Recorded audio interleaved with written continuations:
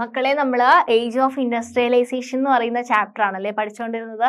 ഈ ചാപ്റ്ററിൻ്റെ അകത്ത് എന്തൊക്കെ കാര്യങ്ങളാണ് നമ്മൾ ഇതുവരെ ഡിസ്കസ് ചെയ്തത്?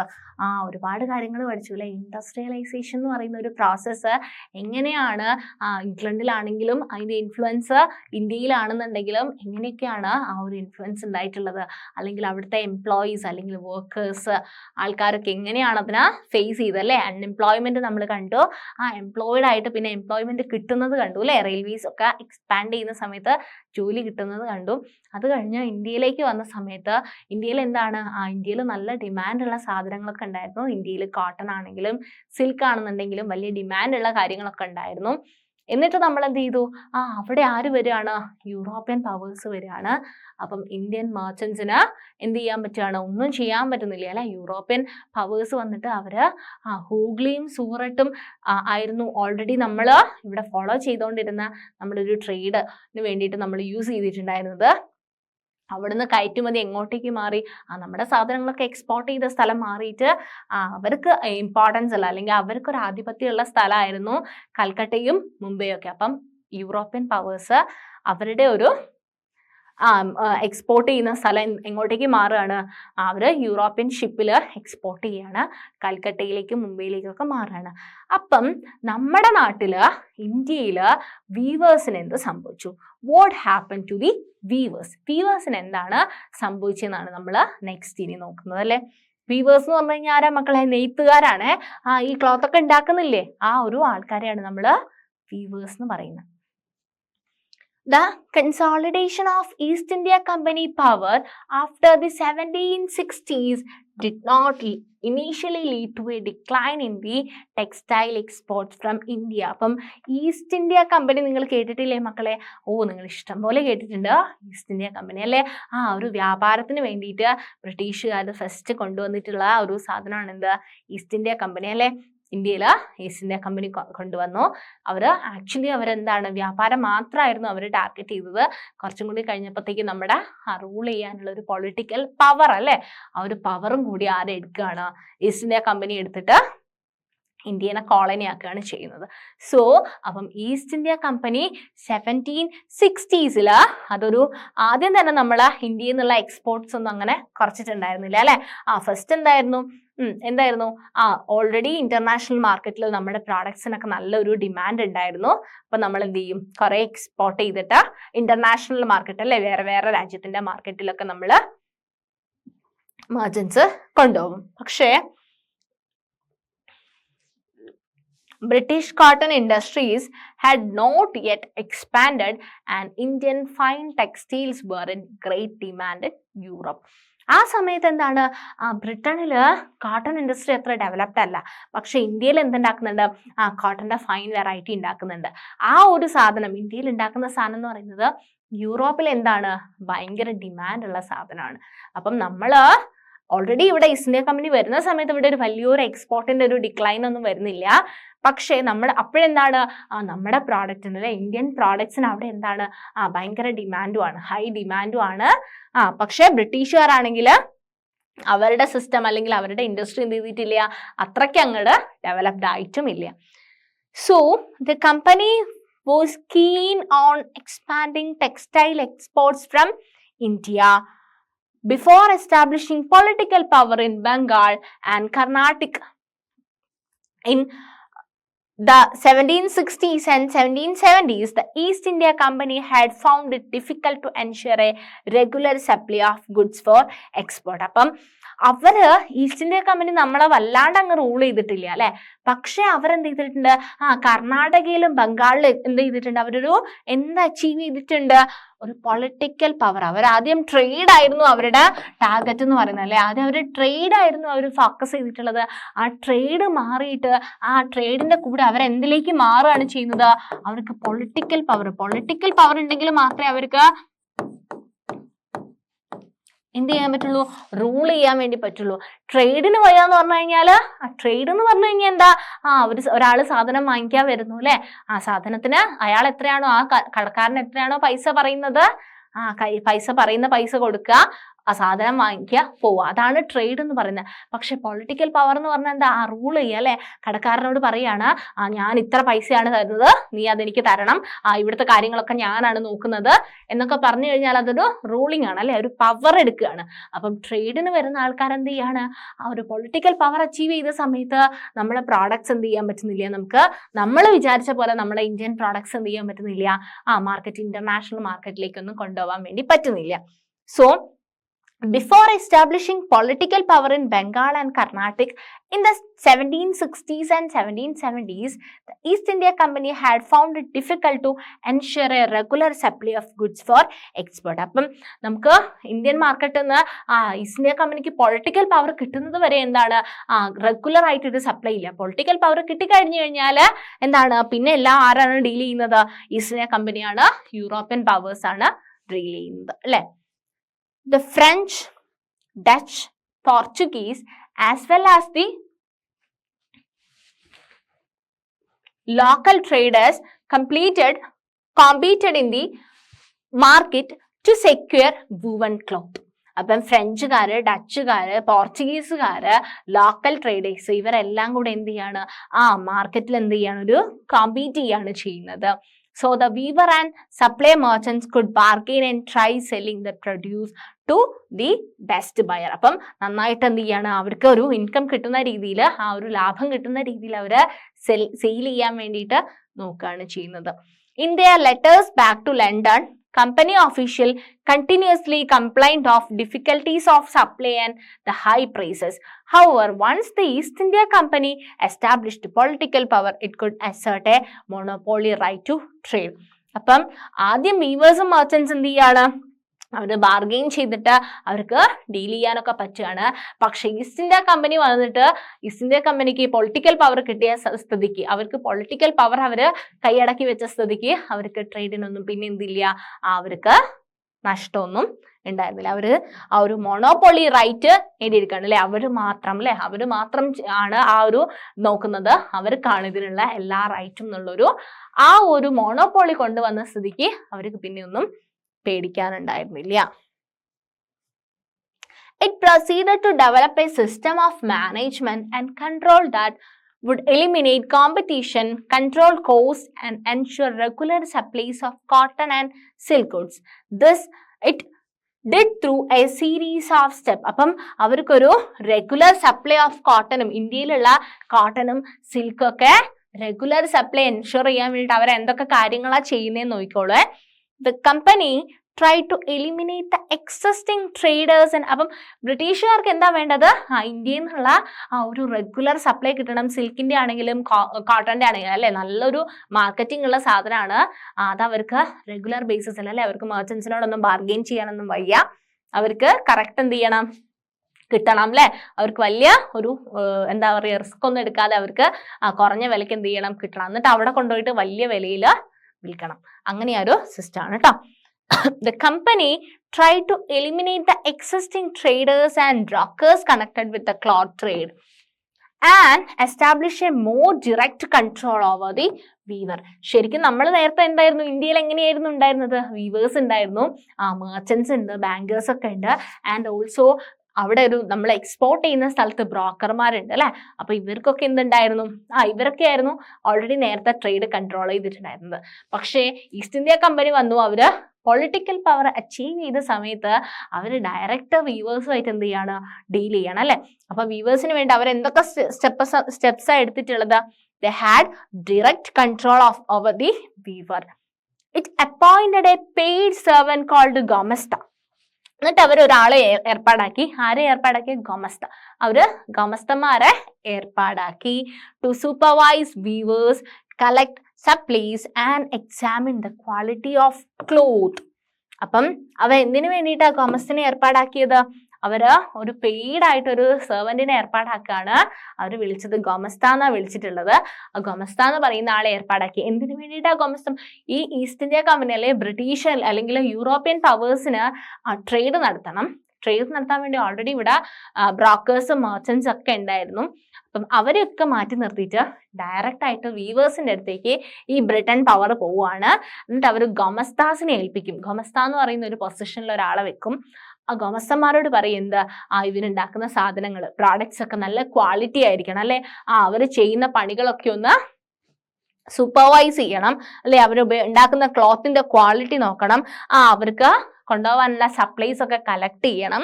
ഇങ്ങനത്തെ കാര്യങ്ങളൊക്കെ നോക്കാൻ വേണ്ടിയിട്ട് അവര് ഗോമസ്താസിനെ അപ്പോയിന്റ് ചെയ്യാണ് ചെയ്യുന്നത്. ക്ലിയർ അല്ലേ?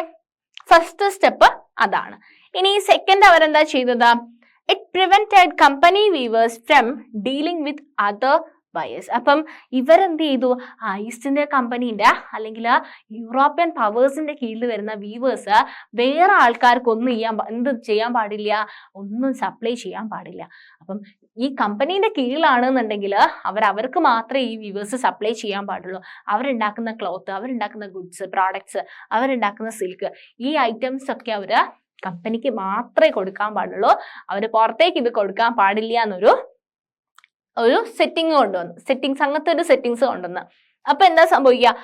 വീവേഴ്സിന് എന്ത് ചെയ്യാൻ പറ്റില്ല, വേറെ ആർക്കും, വേറെ മെർച്ചൻസിനും അല്ലെങ്കിൽ വേറൊരു സ്ഥലത്ത് ഇത് സെയിൽ നടത്താൻ വേണ്ടി പറ്റില്ല. വീവേഴ്സ് ഉണ്ടാക്കുന്നു, ഗോമസ്താസ് എന്ത് ചെയ്യും? ഇത് നന്നായിട്ട് അവർ ഒബ്സർവ് ചെയ്യും, ഇവർ ചെയ്യുന്ന ക്വാളിറ്റിയും അവരുടെ ഒരു ഡ്യൂറേഷനും കാര്യങ്ങളൊക്കെ അവർ നന്നായിട്ട് ഒബ്സർവ് ചെയ്യും, അവരുടെ കയ്യിൽ നിന്ന് കളക്ട് ചെയ്യും, ഡയറക്റ്റ് ആയിട്ട് കളക്ട് ചെയ്യും. വീവേഴ്സിന് ഈ ഉണ്ടാക്കുന്ന പ്രോഡക്ട്സ് വേറെ എവിടെയും എന്ത് ചെയ്യാൻ പറ്റില്ല, സെയിൽ ചെയ്യാൻ വേണ്ടി പറ്റില്ല. One way of doing this was through the system of advances. വേറൊരു മെത്തേഡ് ആണെന്ത്? അവർ കുറേ അഡ്വാൻസ് കൊടുക്കും. ഈ യൂറോപ്യൻ പവേഴ്സ് എന്ത് ചെയ്യും? അഡ്വാൻസ് കൊടുക്കും. എന്താ ചെയ്യുന്ന? Once an order was placed, the weavers were given loans to purchase the raw material for their production. അപ്പം ഇവരെന്ത് ചെയ്യും? ഈ റൂളേഴ്സ് എന്ത് ചെയ്യും, അല്ലെങ്കിൽ ഈ കമ്പനി എന്ത് ചെയ്യും? അവരോട് നിങ്ങൾ എനിക്കൊരു 1000 പ്രോഡക്റ്റ് ഉണ്ടാക്കി തരണം എന്ന് പറയും. ഞങ്ങൾ ഒരു ഓർഡർ തരാണ്, ഇത്രയും പ്രോഡക്ട്സ് ഉണ്ടാക്കണം എന്ന് പറയും. അപ്പം ഇത്രയും 1000 പ്രോഡക്റ്റ് ഉണ്ടാക്കണം എന്നുണ്ടെങ്കിൽ അതിന് വേണ്ട റോ മെറ്റീരിയൽ വേണ്ടേ? ഈ ഉണ്ടാക്കുന്ന ആൾക്കാരുടെ കയ്യിൽ വീവേഴ്സിന് 1000 എണ്ണം ഉണ്ടാക്കാനുള്ള റോ മെറ്റീരിയൽ വേണം അല്ലെ? അപ്പം ഈ റോ മെറ്റീരിയൽ വീവേഴ്സിന് വേണമെന്നുണ്ടെങ്കിൽ വീവേഴ്സിന്റെ കയ്യിൽ എന്ത് വേണം? പൈസ വേണം. അപ്പം വൺസ് ഈ സാധനം ഒന്ന് ഫിനിഷ് ചെയ്താൽ മാത്രമേ എന്ത് ചെയ്യുള്ളൂ? ശരിക്കും പറഞ്ഞാൽ ഇപ്പൊ നമ്മളൊരു സാധനം ഉണ്ടാക്കിയാലല്ലേടാ നമ്മൾ വിൽക്കാൻ വെച്ച് കഴിഞ്ഞാൽ പൈസ തരുള്ളൂ. അത് ഉണ്ടാക്കാനുള്ള പൈസ നമ്മൾ ആദ്യം തന്നെ എടുക്കണ്ടേ കയ്യിൽ നിന്ന്? ഇപ്പൊ ഞാന് കുറെ പെന്നുകൾ ഉണ്ട്, അല്ലെങ്കിൽ നോട്ട്ബുക്ക്, ഞാൻ കുറെ നോട്ട്ബുക്ക് ഉണ്ടാക്കി വിൽക്കുന്നുണ്ടെന്ന് വിചാരിച്ചോ. ഞാൻ നോട്ട്ബുക്ക് ഉണ്ടാക്കാനുള്ള പൈസ ഞാൻ എടുക്കണം, എന്നിട്ട് ഞാനത് സെയിൽ ചെയ്യുന്ന സമയത്ത് ഞാൻ വിൽക്കുമ്പോൾ അല്ലേ എനിക്ക് അതിന്റെ പൈസ കിട്ടുള്ളൂ. ഞാൻ മുടക്കിയ പൈസയും എനിക്കുള്ള ലാഭം ഒക്കെ കിട്ടണം എന്നുണ്ടെങ്കിൽ ഞാനത് വിൽക്കണം അല്ലേ? അപ്പൊ ഞാനത് വിറ്റ് കഴിഞ്ഞാൽ മാത്രമേ എനിക്ക് അതിനുള്ള പൈസ കിട്ടുള്ളൂ. സോ ഇവരെന്താ ചെയ്യുന്നത്? കമ്പനി എന്ത് ചെയ്യും? ഓൾറെഡി വീവേഴ്സിന് ഓർഡർ കൊടുക്കുന്നതിന് കൂടെ അഡ്വാൻസും കൊടുക്കും. ഈ അഡ്വാൻസ് ഉപയോഗിച്ചിട്ട് വീവേഴ്സിന് വേണ്ട റോ മെറ്റീരിയൽ വാങ്ങിക്കാൻ വേണ്ടി പറ്റും. അങ്ങനെ വീവേഴ്സ് റോ മെറ്റീരിയൽ വാങ്ങിയിട്ട് പ്രോഡക്ട്സ് ഉണ്ടാക്കും. ഈ ഉണ്ടാക്കുന്ന പ്രോഡക്ട്സ് ആർക്കേ കൊടുക്കാൻ പറ്റുള്ളൂ? ഈ ഓർഡർ കൊടുത്ത ആൾക്കാർക്കല്ലേ ഇത് വെച്ചിട്ട് കൊടുക്കാൻ പറ്റുള്ളൂ. അപ്പൊ ഓർഡർ മുഴുവൻ ഇവര് പിടിക്കുകയാണ് ചെയ്യുന്നത്. Those who took loans had to hand over the cloth they produced to the Gomesta. അപ്പം ഇവരെന്ത് ചെയ്തു? പൈസ കൊടുത്തു, ലോണായിട്ട് പൈസയൊക്കെ കൊടുത്തു, അഡ്വാൻസ് പേയ്മെന്റ് ഒക്കെ കൊടുത്തു. അപ്പൊ ഇവരുണ്ടാക്കുന്ന പ്രോഡക്ട്സ് ആർക്കേ കൊടുക്കാൻ പറ്റുള്ളൂ? ഈ ബ്രിട്ടീഷുകാർ നിയമിച്ചിട്ടുള്ള ഗോമസ്താസിന് മാത്രമേ കൊടുക്കാൻ വേണ്ടി പറ്റുള്ളൂ. They could not take it to any other trader. വേറൊരു ട്രേഡർക്കും ഇവരുണ്ടാക്കുന്ന പ്രോഡക്ട്സ് എന്ത് ചെയ്യാൻ പറ്റില്ല? കൊടുക്കാൻ വേണ്ടി പറ്റിയിട്ടില്ല. As loans flowed in and the demand for fine textiles expanded, weavers eagerly took the advances, hoping to come more. Many weavers had small plots of land which they had earlier cultivated along with the weaving, and the produce from these took care of their family needs. Now they had to lease out the land and devote all their time to weaving. അപ്പൊ എന്താ ഇവിടെ സംഭവിച്ചിട്ടുള്ളത്? ബ്രിട്ടീഷുകാര് എന്ത് ചെയ്യും? Advance കൊടുത്തു, ലോണൊക്കെ കൊടുത്തു, ഇവരോട് പ്രോഡക്റ്റ് ഉണ്ടാക്കാൻ പറഞ്ഞു. പ്രോഡക്റ്റ് ഉണ്ടാക്കിയിട്ട് ഇവര് തിരിച്ച് ബ്രിട്ടീഷ് അല്ലെങ്കിൽ ഗോമസ്താസിന്റെ കയ്യില്, ഗോമസ്താസിനെയാണല്ലേ ഏൽപ്പിച്ചിട്ടുള്ളത് കളക്ട് ചെയ്യാൻ വേണ്ടിയിട്ട്. അപ്പൊ ഉണ്ടാക്കിയിട്ട് അവർ കളക്ട് ചെയ്തിട്ട് പോവും. അപ്പം ഈ സമയത്ത് ഇവർക്ക് എന്ത് ചെയ്യാൻ പറ്റില്ല? ഇവർക്ക് നല്ലൊരു ലോൺ തന്നെ ഇങ്ങനെ കൂടിക്കൂടി വന്നു അല്ലെ? അവരുടെ കയ്യിൽ നിന്ന് കൂടുതൽ പൈസ കൊണ്ടുവന്നു. എന്നിട്ട് അതിനനുസരിച്ച് ഡിമാൻഡ് ഫോർ ടെക്സ്റ്റൈൽസും ഉണ്ടായിരുന്നു. എന്നിട്ട് അപ്പം എന്ത് ചെയ്യും, ഇവര് നല്ല ഡിമാൻഡ് ഉണ്ടാകുമ്പോൾ വീവേഴ്സിന് വീണ്ടും എന്ത് ചെയ്യണം, പ്രോഡക്ട്സ് ഇങ്ങനെ ഉണ്ടാക്കിക്കൊണ്ടിരിക്കണം. ലോണ് പിന്നെയും കൊടുത്തു, അവർ പിന്നെയും ഉണ്ടാക്കിക്കൊണ്ടിരുന്നു. അപ്പം അവര് വീണ്ടും ചെയ്യാൻ തുടങ്ങി. അപ്പം അവർ നേരത്തെ കൾട്ടിവേറ്റ് ചെയ്തിട്ടുണ്ടായിരുന്നില്ലേ, സ്ഥലങ്ങളിലൊക്കെ കൃഷി ചെയ്തിട്ടൊക്കെ ജീവിക്കുന്ന ആൾക്കാരുണ്ടായിരുന്നു അല്ലേ, അവരതൊക്കെ സ്റ്റോപ്പ് ചെയ്തിട്ട് അല്ലെങ്കിൽ അത് ലീസിനൊക്കെ കൊടുത്തിട്ട് അവർക്ക് എന്ത് ചെയ്യണം, ഫുൾ ടൈം എന്ത് ചെയ്യേണ്ടി വന്നു, അവർക്ക് വീവിങ് തന്നെ ചെയ്യേണ്ടി വന്നു. Weaving, in fact, required the labor of the entire family with children and women all engaged in different stages of the process. അപ്പം വീവിങ് ചെയ്യാൻ തുടങ്ങിയ സമയത്ത് മൊത്തം ഫാമിലി ഇൻവോൾവ് ആവേണ്ടി വന്നു അല്ലേ, എല്ലാ ഫാമിലിയിലുള്ള എല്ലാ മെമ്പേഴ്സും എന്ത് ചെയ്യേണ്ടി വന്നു, ഇതിൽ ഇൻവോൾവ് ആവേണ്ടി വന്നു. ഓക്കെ, അപ്പം വീവിങ് ചെയ്യുന്ന സമയത്ത് അവർക്ക് വേറെ ഒന്നും ചെയ്യാൻ പറ്റില്ല അല്ലെ, കുഞ്ഞി കുട്ടികളായിക്കോട്ടെ നല്ല പ്രായമുള്ള ആൾക്കാരായിക്കോട്ടെ ഇവർക്കൊക്കെ എന്ത് ചെയ്യേണ്ടി വന്നു, ഈ ഒരു പ്രോസസ്സിൽ ഇൻവോൾവ് ആവേണ്ടി വന്നു.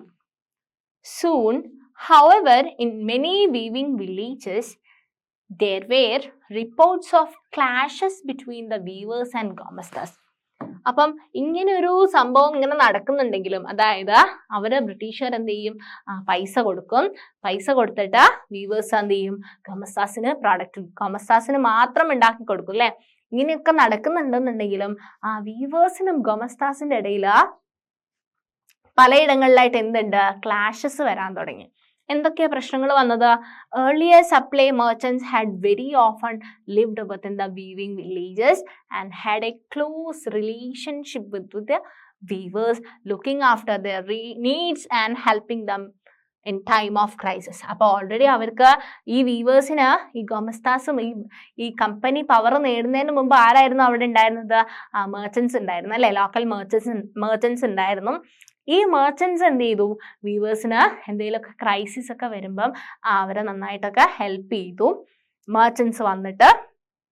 ആൻഡ് ഓൾസോ ഇവരുടെ ഇടയിൽ എന്താണ്, ഈ ഗമസ്താസിന്റെ ഇടയിലും വീവേഴ്സിന്റെ ഇടയിൽ എന്താണ് ഇഷ്യൂസ് ഒക്കെ വരികയാണ് ചെയ്യുന്നത്. The new Gamastas were outsiders with no long-term social link with the village. ഇപ്പൊ വന്നിട്ടുള്ള ഗമസ്താസ് എന്ന് പറയുന്നത് ഈ ഒരു വില്ലേജുമായിട്ട് ഒരു ബന്ധമില്ലാത്ത ആൾക്കാരാ. നേരത്തെ ബന്ധമുള്ള ആൾക്കാർ ആരായിരുന്നു? മെർച്ചൻസ് ആയിരുന്നു അല്ലെ. ഓൾറെഡി ഇവിടെ ഉണ്ടായിരുന്ന ആൾക്കാർ ആരായിരുന്നു? മെർച്ചൻസ് ആണ്. ഗമസ്താസ് എന്താണ്, ഇവർക്ക് ഒരു ഔട്ട്സൈഡർ ആണ് അല്ലെ, പുറത്തുനിന്ന് വന്ന ഒരാളാണ്. അപ്പൊ അവരുടെ ഇടയിൽ എന്താണ് ക്ലാഷസ് ഒക്കെ വരികയാണ്. They acted arrogantly, marched into villages with the sepoys and peons and punished weavers for delays in supply, often beating and flogging them. അപ്പം ഈ ഗമസ്താസ് എന്ത് ചെയ്യാണ്, ഇവരുടെ അടുത്ത് വീവേഴ്സിൻ്റെ അടുത്ത് ഭയങ്കര മോശമായിട്ട് അല്ലെ, അരഗൻ്റ് ആയിട്ട് ബിഹേവ് ചെയ്യാണ്. ഇവരിതിൻ്റെ അതോറിറ്റീനെയൊക്കെ പ്യൂൺസിനെയൊക്കെ വിളിച്ചു വന്നിട്ട് ഇവരെ പണിഷ് ചെയ്യാണ്. എന്തെങ്കിലും ലേറ്റ് ആയിട്ടൊക്കെ പോവുകയാണെങ്കിൽ, ഉണ്ടാക്കുന്ന സാധനങ്ങൾക്കൊക്കെ എന്തെങ്കിലും ഒരു ഡിലേ ഒക്കെ വന്നു കഴിഞ്ഞാൽ ഈ വീവേഴ്സിനെ വല്ലാണ്ട് എന്ത് ചെയ്യാണ്, ഉപദ്രവിക്കുകയാണ് ചെയ്യുന്നത്. സോ അതാണ് ഗമസ്താസും വീവേഴ്സും തമ്മിലുള്ള ഇഷ്യൂസ്. അപ്പൊ പിന്നെ വീവേഴ്സ് എന്ത് ചെയ്തു? Weavers lost the space to bargain for prices and sell to different buyers. The price they received from the company was miserably low, and the loans they had accepted tied them to the company.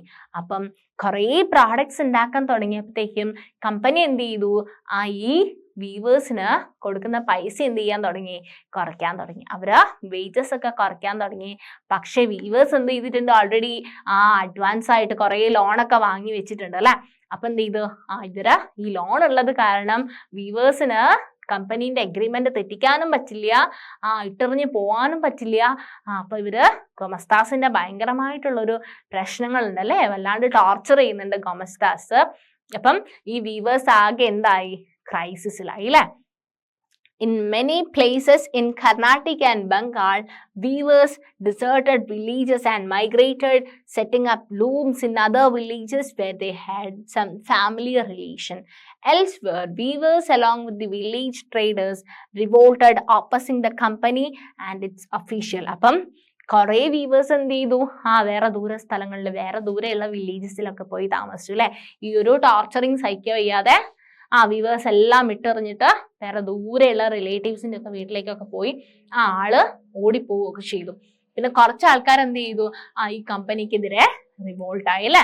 അപ്പം കുറെ ആൾക്കാര് opposite ചെയ്തു, കമ്പനീനെ opposite ചെയ്തു, കുറെ ആൾക്കാർ ഓടിപ്പോയി അല്ലെ, ഈ ടോർച്ചറിങ് സഹിക്കാണ്ട് ഓടിപ്പോയി. അപ്പം ഇതാണ് ഇന്ത്യൻ വീവേഴ്സിന്റെ ഒരു കാര്യം. Over time, many weavers began refusing loans, closing down their workshop and taking to agricultural labor.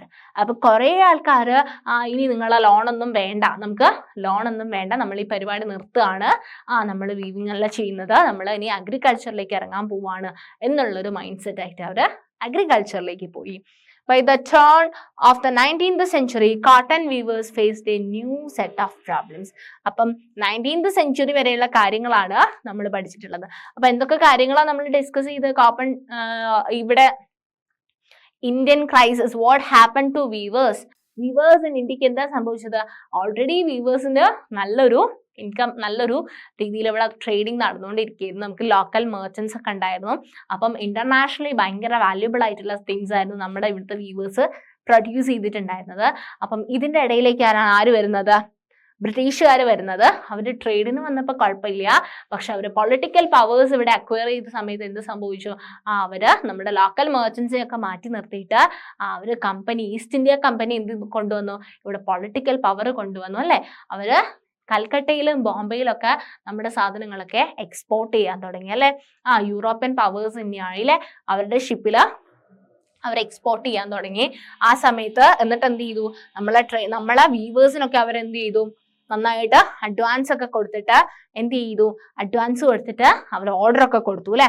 Order കൊടുത്തിട്ട് നമ്മൾ എന്ത് ചെയ്യണം? ഉണ്ടാക്കി കൊടുക്കേണ്ട ഒരു സ്റ്റേജ് അല്ലേ. അപ്പൊ നമ്മളെ ഇന്ത്യൻ വീവേഴ്സിനെ കൊണ്ട് എന്ത് ചെയ്യുകയാണ്? അവർ കുറെ ഇന്റർനാഷണൽ മാർക്കറ്റിലേക്ക് വേണ്ട പ്രോഡക്ട്സ് ഉണ്ടാക്കുകയാണ്. അതിന് വേണ്ടിയിട്ട് അവർ ഫസ്റ്റ് തന്നെ പറഞ്ഞത് എന്താ? ഞങ്ങൾക്ക് മാത്രമേ നിങ്ങൾ സപ്ലൈ ചെയ്യാൻ പാടുള്ളൂ, നിങ്ങളെ പ്രോഡക്റ്റ് മുഴുവൻ നിങ്ങൾ ഞങ്ങൾക്കേ തരാൻ പാടുള്ളൂ.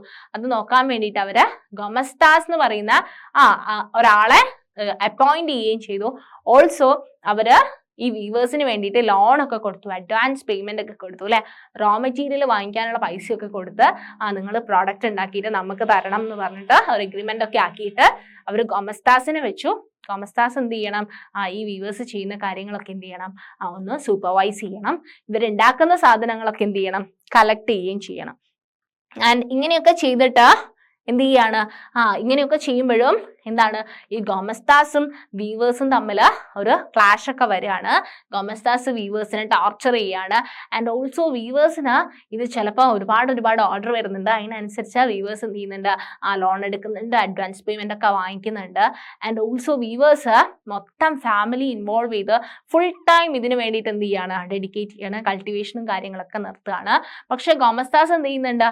ഇവരെ ടോർച്ചറിങ് ചെയ്യാൻ തുടങ്ങിയ സമയത്ത് എന്ത് ചെയ്യാണ്? കുറെ ആൾക്കാർ നാട് വിട്ട് വേറെ ദൂര വില്ലേജസിലൊക്കെ പോയി. കുറച്ച് ആൾക്കാർ ഇതിന് എഗെയിൻസ്റ്റ് ആയിട്ട് എന്ത് ചെയ്തു? ഒരു റിവോൾട്ട് പോലെയൊക്കെ ആയി ഓപ്പോസ് ചെയ്തു ഇവരെ. ആൻഡ് ഓൾസോ കുറച്ച് ആൾക്കാർ ഈ പരിപാടി മൊത്തത്തിൽ സ്റ്റോപ്പ് ചെയ്തിട്ട് എന്ത് ചെയ്തു? കൾട്ടിവേഷനിലേക്ക് തിരിയാണ് ചെയ്യുന്നത്.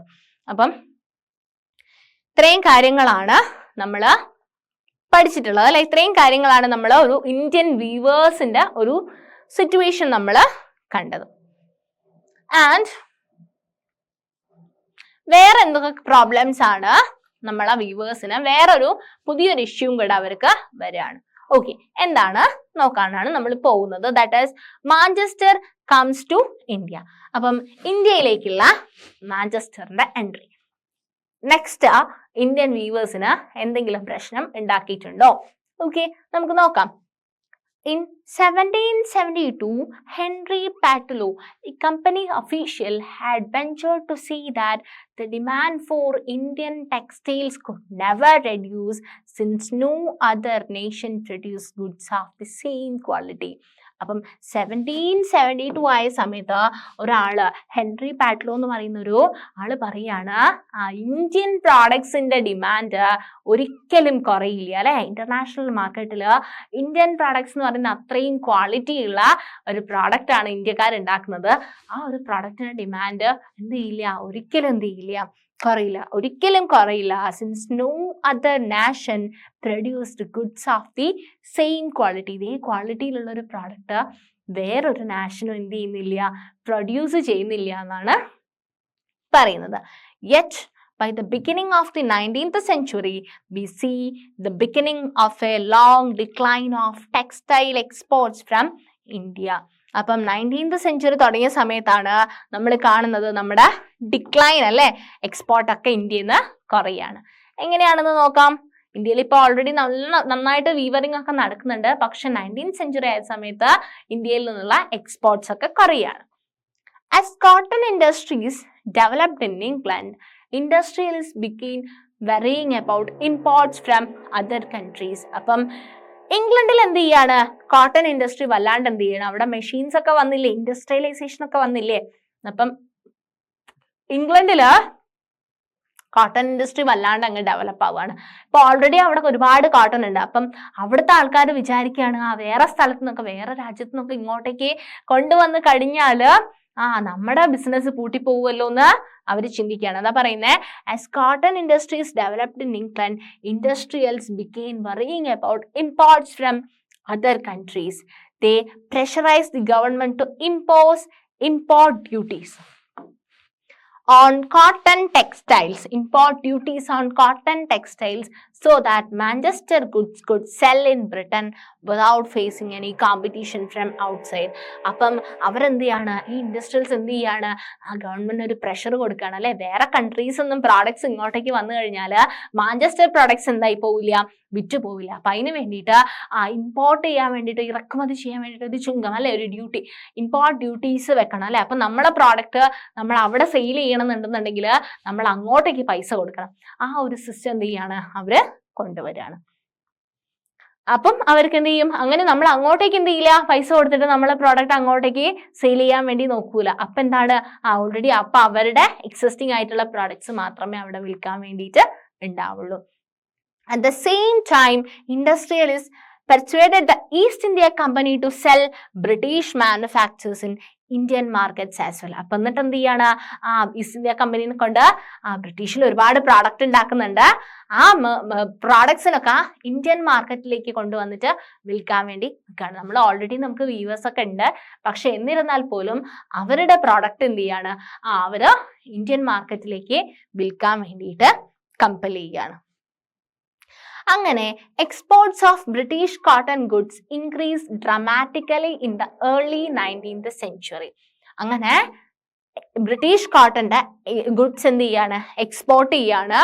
At the end of the 18th century there had been virtually no import of cotton based goods into India.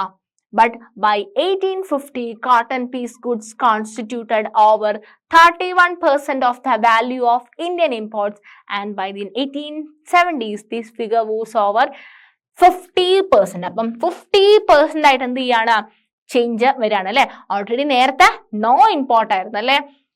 At the end of 18th century, there had been virtually no import of cotton goods to India. അപ്പം 18th സെഞ്ചുറിയിൽ എന്താണ്, no import അല്ലെ, no import. പക്ഷെ 1850 ആയ സമയത്ത് എന്താണ്, 1850 ആയ സമയത്ത് 31% എന്താണ്, ഇമ്പോർട്ട് ഉണ്ട്.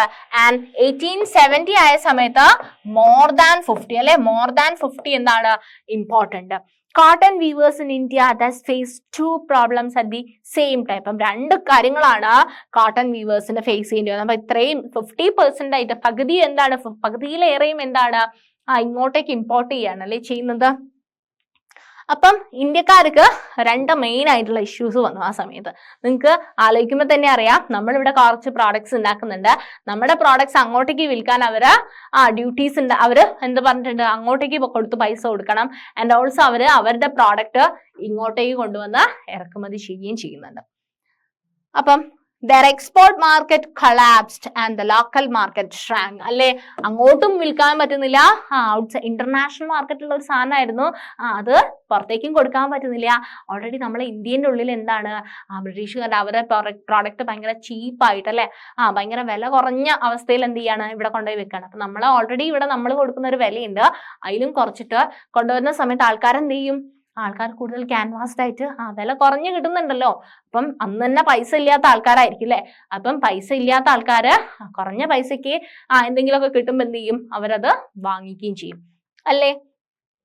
their export market collapsed and the local market shrank, being glutted with Manchester imports. അല്ലെ മൊത്തം മാഞ്ചസ്റ്റർ imports ആണ് ഇവിടെ മൊത്തത്തിൽ വരുന്നത്. Produced by machines at lower cost. അല്ലെ മെഷീൻസ് ഉണ്ട്, മെഷീൻസ് വാങ്ങിക്കാനുള്ള പൈസ എന്നുള്ളൂ, പിന്നെ അവരുണ്ടാക്കുന്നതൊക്കെ എന്താണ്, കുറഞ്ഞ പൈസക്കാണ്.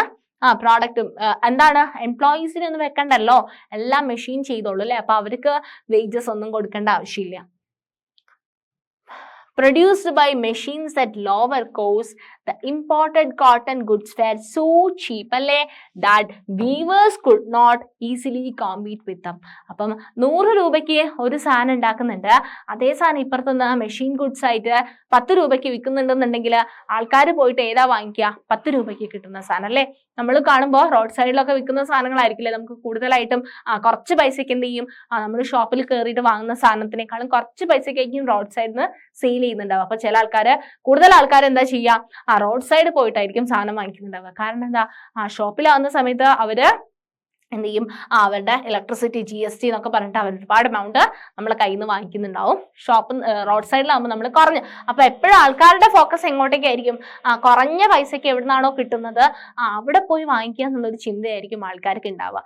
അപ്പൊ അവര് പോയിട്ട് എന്ത് ചെയ്യും, ബ്രിട്ടീഷുകാര് അവിടെ നിന്ന് ഇമ്പോർട്ട് ചെയ്ത് അവിടെ നിന്ന് ഇങ്ങോട്ടേക്ക് കൊണ്ടുവന്നിട്ടുള്ള സാധനങ്ങളിലേക്കായിരിക്കും അത് വളരെ ചീപ്പായ വിലക്ക് ഇവിടെ വിൽക്കുന്ന സമയത്ത് ഇവിടുത്തെ ആൾക്കാർ ഉണ്ടാക്കുന്ന പ്രോഡക്ട്സ് വിറ്റ് പോവോ ഇല്ല അല്ലെ. അപ്പൊ വീവേഴ്സിന് ഇന്റർനാഷണൽ മാർക്കറ്റ് ഉണ്ടായിരുന്നത് അതും പോയി, ഇവിടെയാണെങ്കിൽ സ്വന്തം നാട്ടിലാണെങ്കിൽ ഇവിടെയും വിൽക്കാൻ വേണ്ടി പറ്റുന്നില്ല. ആകെ പ്രശ്നത്തിലായി വീവേഴ്സ്. അപ്പൊ 2 ക്രൈസിസ് ആണ്, എക്സ്പോർട്ടും ഇല്ല, എക്സ്പോർട്ടിന് എന്ത് ചെയ്യണം, അങ്ങോട്ടേക്ക് പൈസ കൊടുക്കണം അല്ലെ. അവിടെ കൊണ്ടുപോയിട്ട് മാഞ്ചസ്റ്റർ പ്രോഡക്ട്സ് വിൽക്കുന്നിടത്ത് കൊണ്ടുപോകണമെന്നുണ്ടെങ്കിൽ നമ്മൾ അങ്ങോട്ടേക്കും പൈസ കൊടുക്കണം. ആൻഡ് ഓൾസോ നമ്മുടെ മാർക്കറ്റിൽ എന്താണ് വല്ലാതെ ഷ്രിങ്ക് ആവുകയാണ് അല്ലെ. അപ്പൊ മൊത്തത്തില് വീവേഴ്സ് ആകെ ക്രൈസിസിലായിട്ട് മാറുകയാണ്.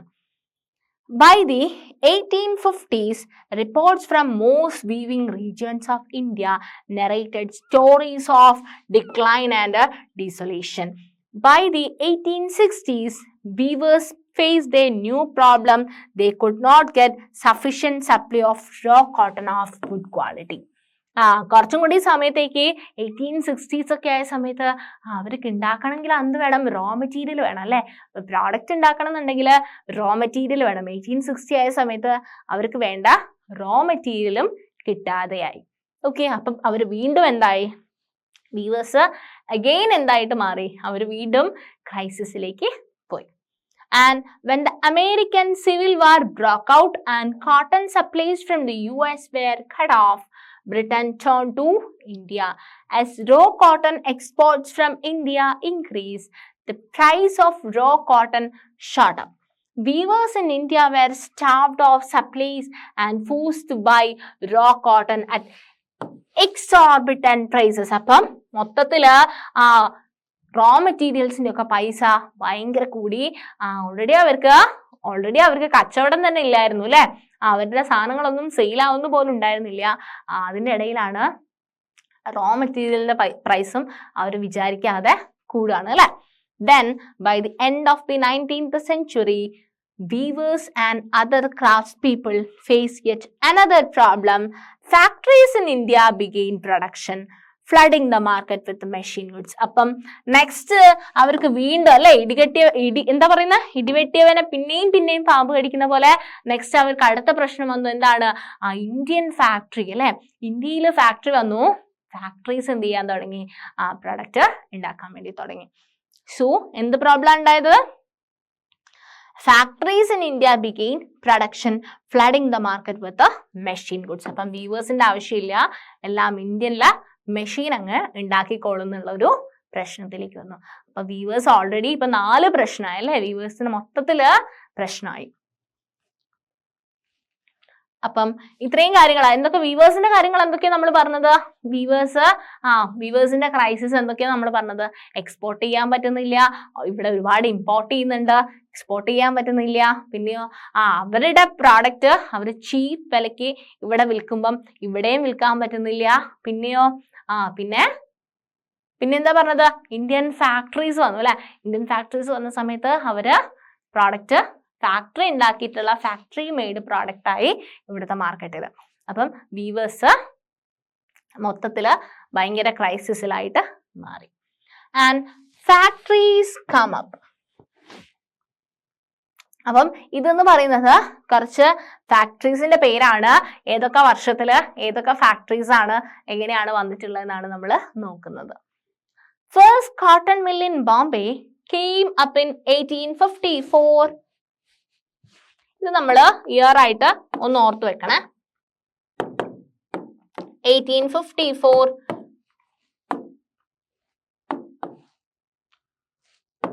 First cotton mill in Bombay came up in 1854. ഇത് ബോംബെയിലാണ്.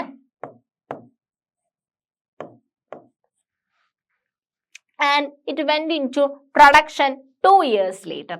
By 1862, 1854, 1862, 4 mills were at work with 94,000 spindles and 2,150 looms. Around the same time, jute mills came up in Bengal, the first being set up in 1862 പറഞ്ഞു 4 mill, പിന്നെ 2 വന്നു. Setup in 1855 and another 7 years later in 1862. 1855 പറഞ്ഞു, 1862 പറഞ്ഞു, 1862 പറഞ്ഞു. In North India, the Elgin mill was started in Kanpur in the 1860s. 1860s ൽ വന്നു. And a year later, the first cotton mill of Ahmedabad. നിങ്ങൾ ഓർത്തു വെക്കണേ, അഹമ്മദാബാദിലുള്ളത് Ahmedabad was set up. By 1874, the first spinning and weaving mill of Madras began production. 1874 മദ്രാസില് spinning and weaving mill വന്നിട്ട് production start ചെയ്തത്. അപ്പം ഇന്ത്യയിൽ ഉണ്ടായിട്ടുള്ള ഫാക്ടറീസിന്റെ ഉണ്ടായിട്ടുള്ള ഇയറും ഉണ്ടായിട്ടുള്ള ലൊക്കേഷനും ആണ് നമ്മൾ ഇപ്പൊ പഠിച്ചത്. അപ്പൊ ഏതൊക്കെ കാര്യങ്ങളാണ് പറഞ്ഞത്? First cotton mill in Bombay came up in 1854 and it went into production 2 years later. Pinneo, by 1862, 4 mills were at work with 94,000 spindles and 2,150 looms. Around the same time, jute mills came up in Bengal, the first being set up in 1855 and another 7 years later in 1862. In North India, the Elgin mill was started in Kanpur in the 1860s and a year later the first cotton mill of Ahmedabad was set up. By 1874, the first spinning and weaving mill of Madras began production. Okay, അപ്പം ഇയറും ഇന്ത്യയിൽ വന്നിട്ടുള്ള time പീരീഡും ലൊക്കേഷനും ആണ് നമ്മൾ പഠിച്ചത്. അപ്പൊ നമ്മൾ ഈ സെഷനിൽ എന്തൊക്കെ കാര്യങ്ങളാണ് മക്കളെ ഡിസ്കസ് ചെയ്തത്? ഒരുപാട് വീവേഴ്സിന്റെ കുറെ പ്രശ്നങ്ങൾ പറഞ്ഞു അല്ലെ. വീവേഴ്സിന് ഉണ്ടായിട്ടുള്ള സ്ട്രഗ്ലിംഗ് ആണല്ലേ പറഞ്ഞത്. ഫസ്റ്റ് എന്തായിരുന്നു? മെർച്ചൻസ് ഉണ്ടായിരുന്നു. ഇവിടുത്തെ മെർച്ചൻസ് ഉണ്ടായിരുന്നു. മെർച്ചൻസ് ആയിരുന്നു നോക്കിയിരുന്നത്. ആ സമയത്താണ് ആര് വന്നിട്ടുള്ളത്? യൂറോപ്യൻ പവേഴ്സ് വന്നു. യൂറോപ്യൻ പവേഴ്സ് വന്നിട്ട് മെർച്ചൻസിനോട് പറഞ്ഞു, നിങ്ങൾ മാറി നിൽക്ക്, നമ്മളാണ് ഇനി നോക്കുന്നത് എന്നുള്ള പോലെ വ്യൂവേഴ്സിനോട് പറഞ്ഞു, നിങ്ങൾ നമുക്ക് തന്നാൽ മതി പ്രോഡക്റ്റ്, നമ്മൾ ട്രേഡ് ചെയ്തോളാം എന്നുള്ള രീതിയിൽ പറഞ്ഞിട്ട് അവർക്ക് അഡ്വാൻസ് ഒക്കെ കൊടുത്തു. അഡ്വാൻസ് ഒക്കെ കൊടുത്തപ്പോൾ അവര് വേറെ ആർക്കും വ്യൂവേഴ്സിന് കൊടുക്കാൻ വേണ്ടി പറ്റിയില്ല. ലോക്കൽ മെർച്ചൻസിനൊന്നും കൊടുക്കാൻ വേണ്ടി പറ്റിയില്ല. വ്യൂവേഴ്സ് എന്ത് ചെയ്തു? ഇവരുടെ അടുത്ത് അഡ്വാൻസ് വാങ്ങിയിട്ട് റോ മെറ്റീരിയൽ വാങ്ങിയിട്ട് ഇവര് പ്രോഡക്റ്റ് ഉണ്ടാക്കി മൊത്തം ഫാമിലിനെയൊക്കെ ഇൻവോൾവ് ചെയ്തിട്ട് ഇവര് പ്രോഡക്റ്റ് ഉണ്ടാക്കി. എന്നിട്ട് ഗോമസ്ത എന്ന് പറയുന്ന ഒരു കാറ്റഗറി ഒരു പൊസിഷൻ കൊടുത്തിട്ട് കുറച്ച് ആൾക്കാരെ വെച്ചിട്ടുണ്ടായിരുന്നു. അപ്പം ഇവരുണ്ടാക്കിയിട്ട് ഈ ഗോമസ്താസ് ഇത് കളക്ട് ചെയ്യും, എന്നിട്ട് അപ്പുറത്തേക്ക് കൊണ്ടുപോയിട്ട് വിൽക്കും. അപ്പൊ ട്രേഡ് കമ്പനീന്റെ കയ്യിലായില്ലേ മൊത്തത്തില്. എന്നിട്ട് ഗോമസ്താസും ഈ വർക്കേഴ്സും വീവേഴ്സും തമ്മിൽ എന്താണ് ഒരു ക്ലാഷ് വരികയാണ്. എന്നിട്ട് കുറെ ആൾക്കാർ എന്ത് ചെയ്യും? ഓടിപ്പോയി. കുറെ ആൾക്കാർ പ്രൊട്ടസ്റ്റ് ചെയ്തു അല്ലെ. കുറെ ആൾക്കാർ എന്ത് ചെയ്തു? കൾട്ടിവേഷനിലേക്ക് ഇറങ്ങി. അപ്പം അതെന്താണ്? പിന്നെ വീവേഴ്സിന് എന്ത് പ്രശ്നം പറ്റി? വീവേഴ്സ് പിന്നെയും ക്രൈസിസിലായില്ലേ. അവിടെ ബ്രിട്ടനിൽ നമുക്ക് എക്സ്പോർട്ട് ചെയ്യണമെങ്കിൽ നമ്മൾ അങ്ങോട്ട് എക്സ്പോർട്ട് ഡ്യൂട്ടീസ് ഉണ്ടായിരുന്നു. ആൻഡ് ഇമ്പോർട്ട് ചെയ്യാൻ വേണ്ടിയിട്ട് അവിടെ മാഞ്ചസ്റ്റർ ഗുഡ്സ് ഇന്ത്യയിൽ കൊണ്ടുവന്ന് ഇമ്പോർട്ട് ചെയ്തു. ആൻഡ് ഓൾസോ ഇന്ത്യയിൽ എന്ത് വന്നു? ഫാക്ടറീസും വന്നു. അപ്പൊ അത് വീണ്ടും വീവേഴ്സിനെ ക്രൈസിസിലാക്കി അല്ലെ. അപ്പൊ ക്രൈസിസിലാക്കി അപ്പം ഫാക്ടറി മെയ്ഡ് പ്രോഡക്റ്റ് ഇന്ത്യയിൽ വന്നു. അപ്പം ഇത്രയും കാര്യങ്ങളാണ് നമ്മൾ ഈ ഒരു സെഷനിൽ ഡിസ്കസ് ചെയ്തത്. നമുക്ക് കുറച്ചും കൂടെ ചാപ്റ്ററിൽ പഠിക്കാനുണ്ട് കേട്ടോ. അത് നമുക്ക് വേറൊരു സെഷനിൽ ഡിസ്കസ് ചെയ്യാം. ഓക്കെ.